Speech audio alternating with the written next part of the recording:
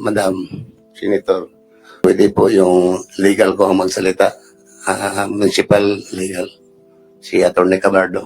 Sa Davao del Sur, isang pangalan ng patuloy na nasa gitna ng kontrobersya, si Mayor Jose Nelson Tata Sala, alkalde ng Santa Cruz, na matagal nang nadadamay sa mga isyu sa politika at lokal na pamumuno. Isa siyang politiko na kilala sa tapang, diretsong pananalita, at pagiging mapanlikha sa pamumuno ng bayan, ngunit kasabay nito, hindi rin siya nakaligtas sa mga aligasyon at kontrobersya. Ngunit bakit patuloy na pinag-uusapan ang kanyang pangalan? Paano nauugnay si Tata Sala sa pagpatay kay Kapitan Oscar Dodong Bucol Jr., sa isyu ng peking birth certificates at sa iba pang lumang kontrobersya? Sa dokumentaryong ito, susuriin natin ang buong kwento, mula sa mga lumang isyu, personal at pampulitikang alitan hanggang sa kasalukuyang investigasyon, at aalamin kung ano ang mga katotohanang lumutang sa kabila ng ingay ng kontrobersya. Pero bago po ang lahat, baka pwedeng palike muna ang video na ito. Isang simpleng click lang, pero malaking tulong yan sa aming mga content creators para makagawa pa ng mga kwentong gaya nito. Maraming salamat po. Si Nelson Tata Sala ay nagmula sa simpleng pamilya sa Diwalwal, Moncayo, Davao de Oro. Dito niya sinimulan ang kanyang political career bilang barangay captain. Kilala siya sa pagiging malapit sa komunidad at sa murang edad ay nakilala sa kanyang kakayahan sa pamumuno at pagresolba ng problema. Kalaunan, pumasok siya sa konseho at dahil sa karisma at koneksyon sa mga lokal na negosyo, nahalal bilang mayor ng Santa Cruz. Sa kanyang political career, maraming proyekto ang kanyang naipatupad, ngunit kasabay ng kanyang tagumpay, dumating ang kontrobersya. Isa sa matagal ng usapin ay ang pagkasabit sa pangalan niya sa lumang kaso noong 2003, kaugnay sa pagpaslang kay Moncayo Mayor Joel Brillantes.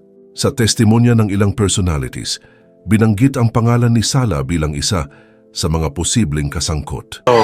Tata Sala, who are your enemies? Wala man. With rivalry sa business siguro, baka meron. Pero pang healthy competition. This is not enemy.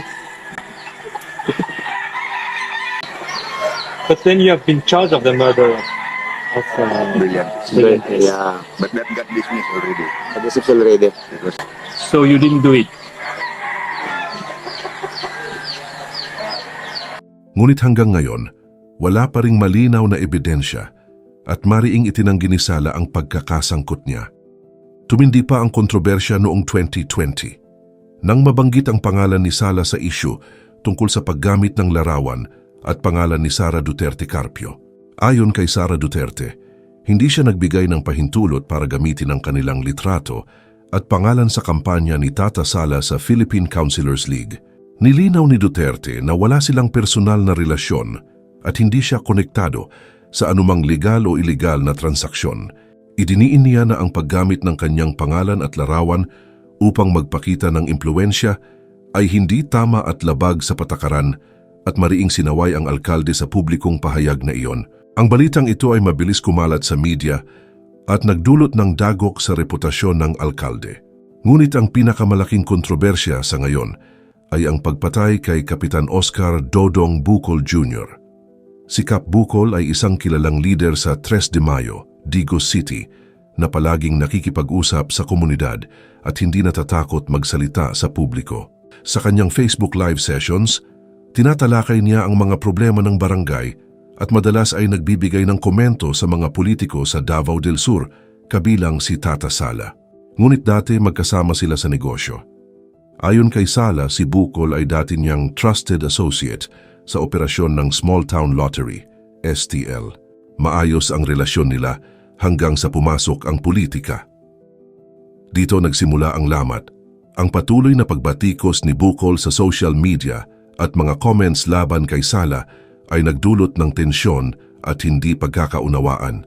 Ayon sa alkalde, nahiubos siya o nagtampo kay Bucol dahil sa mga pahayag nito. Samantala, sinabi ni Bucol sa isang lumang panayam na hindi niya alam kung bakit siya sinisiraan at hindi niya maintindihan ang galit ni Sala. Ngunit noong Nobyembre 2025, habang naka-live si Kap Bucol, biglang sumabog ang sunod-sunod na putok ng baril. Bumagsak ang kapitan sa sahig at idineklarang dead on arrival sa ospital. Sir John Ray Labrador.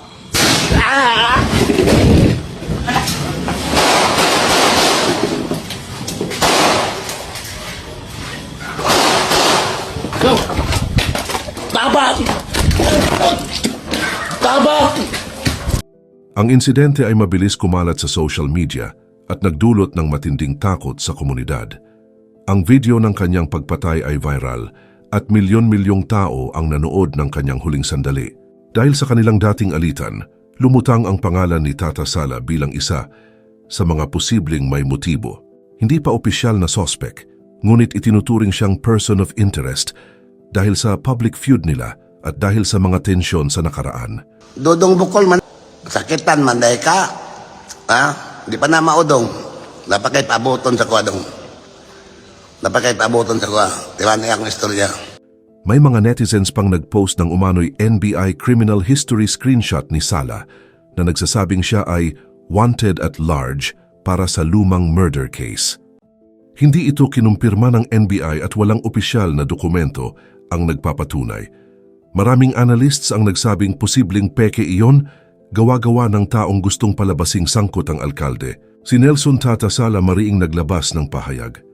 Ayon sa kanya, wala siyang kinalaman sa pagkamatay ni Kap Bukol. Malinis ang kanyang konsensya at handa siyang makipagtulungan sa investigasyon. Nagpaabot din siya ng pakikiramay sa pamilya ni Bukol at hinimok ang publiko na huwag maghusga bago lumabas ang ebidensya. Samantala noong 2024, sumiklab ang issue ng peking birth certificates sa Davao del Sur. Natuklasan ng NBI na may daan-daang fake na dokumento na ibinibigay sa ilang Chinese nationals. Pinadalhan na ng show cause order ng lokal na pamahalaan ng Santa Cruz, Davao del Sur ang head ng Local Register Office na nag-issue ng mga palsipikadong birth certificate sa nasa 200 Chinese national. Ang pangunahing gamit ng mga dokumento ay para magsagawa ng iligal na aktibidad habang nakatago sa maling identity, kabilang dito ang money laundering, human trafficking at iba pang krimen na pinapasan ng mga kriminal sa ilalim ng peking pangalan. Dahil dito, itinuring ng Senado ang ganitong operasyon bilang seryosong banta sa pambansang seguridad ng bansa. Bukod dito, lumalabas din ang opinyon ng publiko at media sa kaso. Sa social media, may mga kumakampi kay Sala, naniniwala na ito ay political demolition at may mga kritiko na sinasabing may kinalaman siya. Ang debate sa komunidad ay nagpatuloy at ang viral videos ng pagpatay kay Kap Bukol ay nagdulot ng emosyonal na reaksyon sa mga residente at netizens. Patuloy na mariing ipinagtatanggol ni Mayor Tata Sala ang kanyang pangalan. Sinabi niya na hindi siya sangkot sa anumang iligal na aktibidad at handa siyang sumunod sa investigasyon upang patunayan ang kanyang kawalang kasalanan. Hanggang sa kasalukuyan, nagpapatuloy pa rin ang investigasyon sa pagpatay kay Kap Bukol. Wala pang formal na suspect na idinideklara ng PNP at wala ring opisyal na kasong naihain laban kay Sala. Ang ilan sa publiko ay kumbinsido na may alam siya, habang ang iba naman ay naniniwalang political demolition lang ang lahat. At habang patuloy ang investigasyon, nananatiling palaisipan sa marami. Sino ang tunay na may sala? At sino ang biktima ng politika at intriga sa Davao del Sur? Sa huli, ang kwento ni Kap Bukol at Mayor Jose Nelson Tata Sala ay paalala sa atin ng kahalagahan ng paghihintay sa ebidensya, ng malalim na pagsusuri sa balita at ng pagiging mapanuri sa politika at social media. Ang katarungan ay hindi laging mabilis, ngunit ang katotohanan ay dapat maghari.